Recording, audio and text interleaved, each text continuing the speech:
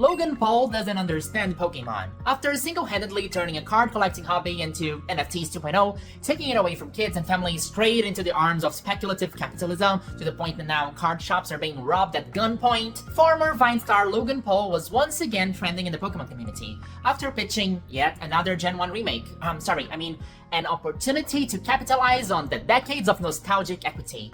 Insane how the way he talks is never, I have fun with game, it's always, let's maximize shareholder value. So Logan Paul is pushing for the unheard idea of Gen 1 Pokemon remakes. Again, because he feels nostalgic for when Pokemon was actually good. He wants Game Freak to create a faithful Kanto remake with only the original 151 Pokemon, the ones he likes, to capitalize on nostalgia. Logan wrote that he doesn't have any strong connections to the new ones, except for Annihilate and Excalibur, which of course he does. They are pointy and edgy, you see? He basically pitched Kanto PTSD, which we all know was a huge success, but this one is for adults, and this AI-generated Unreal Engine version went viral after he commented under it, and yeah.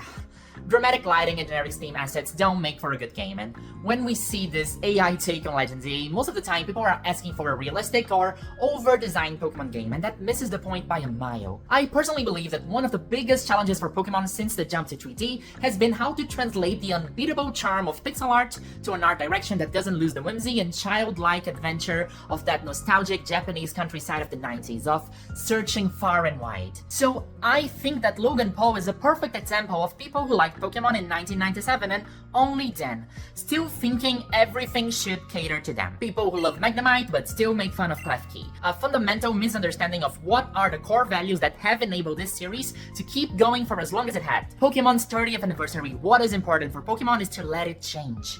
Because Alola deserves as much love and attention in the 30th anniversary as Kanto does. Because just like Logan Paul grew up with Kanto, there are so many kids and Pokemon fans who grew up with Alola. The story of Pokemon is incredible, but it also spreads out so much further than Kanto.